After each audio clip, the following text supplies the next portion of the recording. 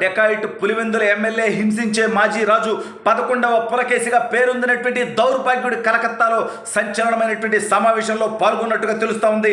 అసలు ఇంతకీ జగన్మోహన్ రెడ్డి అతని సతీమణి వైఎస్ భారతిరెడ్డితో కలిసి కలకత్తాలో ఎవరితో భేటీ అయ్యారు, ఆ భేటీ తర్వాత ఎటువంటి పరిణామాలు ఉండబోతా ఉన్నాయి, వైసీపీ నాయకులంతా ఎందుకు భయపడుతున్నారు, అసలు ఆ భేటీ తర్వాత ఏం జరగబోతోంది అనేటువంటిది ఈ వీడియోలో వివరించబోయే ముందుగా ఇప్పటి వరకు మన ఛానల్ సబ్స్క్రైబ్ చేయని వాళ్ళు ఖచ్చితంగా సబ్స్క్రైబ్ చేయండి. ఇక విషయానికి వస్తే కలకత్తాకి అత్యంత సమీపంలో ఉన్నటువంటి ఢాకాలో ఇటీవల సంచలన పరిణామాలు జరిగాయనేది మనందరికీ తెలుసు.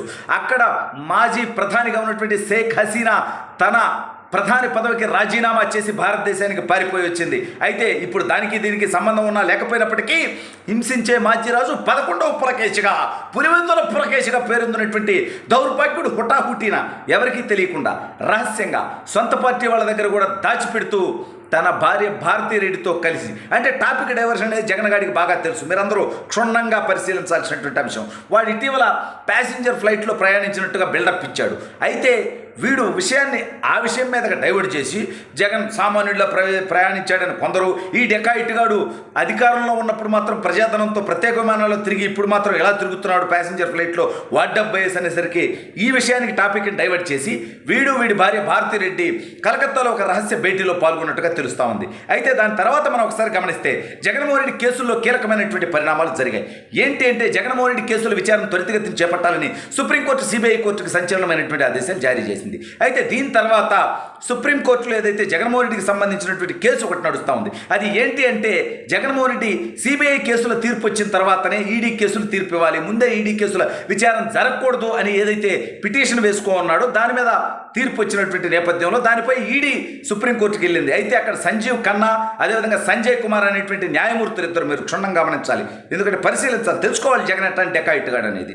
సంజీవ్ ఖన్నా అదేవిధంగా సంజయ్ కుమార్ అనేటువంటి న్యాయమూర్తుల ధర్మాసనం ఆ కేసుని విచారిస్తూ ఉంది. అయితే ఇప్పుడు సడన్గా అనూహ్యంగా ఎవరు ఊహించినటువంటి విధంగా సంజయ్ కుమార్ గారు ఆ కేసు విచారణ నుంచి తాను తప్పుకుంటున్నాను అని చెప్పడం జరిగింది. అంటే ఇప్పుడు మరొక న్యాయమూర్తి ఆయన స్థానంలో వస్తారు. అసలు జగన్మోహన్ రెడ్డి కలకత్తా వెళ్ళి ఎవరితో భేటీ అయ్యారు, ఎందుకు భేటీ అయ్యారు, తన కేసుల నుంచి బయటపడేయమని చెప్పి ఎవరితో అన్న రహస్యంగా భేటీ అయ్యాడా, అది బయటికి రాకుండా ఉండటం కోసమే కలకత్తాని వ్యూహాత్మకంగా ఎన్నుకున్నాడా, లేదంటే జగన్మోహన్ రెడ్డి తన వైఎస్ఆర్ కాంగ్రెస్ పార్టీని కాంగ్రెస్ పార్టీలో విలీనం చేయడానికి మమతా బెనర్జీ గారి సాయం కోరబోతా ఉన్నాడా, లేదంటే పొత్తు పెట్టుకోవడానికి ఇండియా కూటమిలో ఏదైతే ఇప్పుడు మమతా బెనర్జీ గారు కూడా ఇండియా కూటమిలో ఉన్నారు కాబట్టి జగన్మోహన్ రెడ్డి కూడా అక్కడికి ఆ కూటమికి చేరటానికి మమతా బెనర్జీ గారి సాయం కోసం, ఎందుకంటే సొంత చెల్లి జగన్ సొంత చెల్లి వైఎస్ షర్మిల ఏదైతే కాంగ్రెస్ పార్టీలో ఉందో ఆ నేపథ్యంలో ఇతను కూడా ఆ పంచకి చేరాలంటే షర్మిల ఒప్పుకోదనేటువంటి ఫ్రస్ట్రేషన్తో ఉన్నటువంటి జగన్మోహన్ రెడ్డి కలకత్తా చేరుకున్నాడా,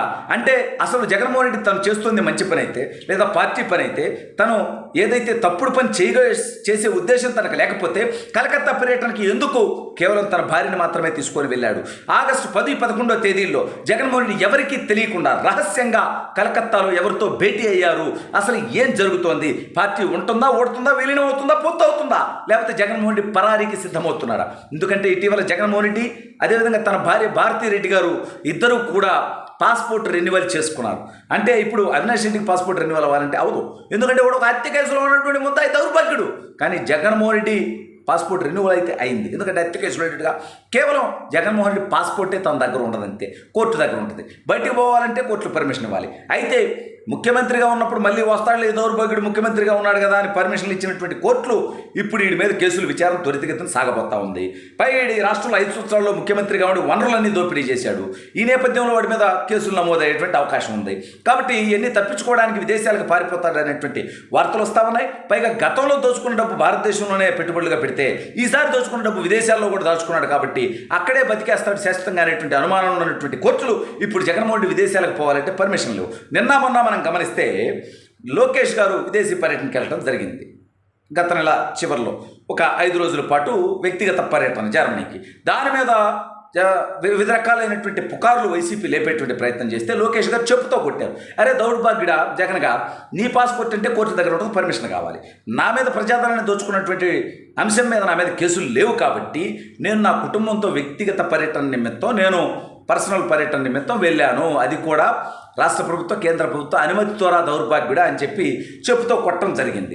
అయితే ఇప్పుడు అసలు వైఎస్ఆర్ కాంగ్రెస్ పార్టీ పరిస్థితి ఏంటి? పార్టీలో ఎవరుంటారు, ఎవరు పోతారు, అసలు పార్టీ ఉంటుందా, అసలు జగన్మోహన్ రెడ్డి ఉంటాడా పారిపోతాడా అనేటువంటి తీవ్ర ఆందోళనలో వైఎస్ఆర్ కాంగ్రెస్ పార్టీ శ్రేణులు ఉన్నాయి. ఎందుకంటే జగన్మోహన్ రెడ్డి తన యొక్క రహస్య అజెండాని, తన యొక్క ప్లాన్స్ని ఎవరికి చెప్పినా అవి లీక్ అవుతాయనేటువంటి ఉద్దేశంతో, భయంతో, ఆందోళనతో ఉన్నటువంటి జగన్మోహన్ రెడ్డి సొంత కుటుంబ సభ్యుల్లో కూడా చాలామందికి, అంటే ఆల్రెడీ చెల్లి దూరంగా ఉంటుంది, తల్లిని పంపించేశాడు, కుటుంబ సభ్యులంటే పెద్దగా ఎవరు లేరు, అతని భార్య, 2 పిల్లలే, ఇక బంధువులుగా చూసుకుంటే అవినాష్ రెడ్డి అనుకో ఉంటారు. కానీ వాళ్ళందరినీ కూడా ఈసారి జగన్మోహన్ రెడ్డి దేకడు అనేటువంటి టాక్ నడుస్తూ ఉంది. ఈ నేపథ్యంలో వైఎస్ఆర్ కాంగ్రెస్ పార్టీ శ్రేణులంతా కూడా అసలు ఏం జరుగుతోందనేటువంటి తీవ్ర ఆందోళనలో ఉన్నారు.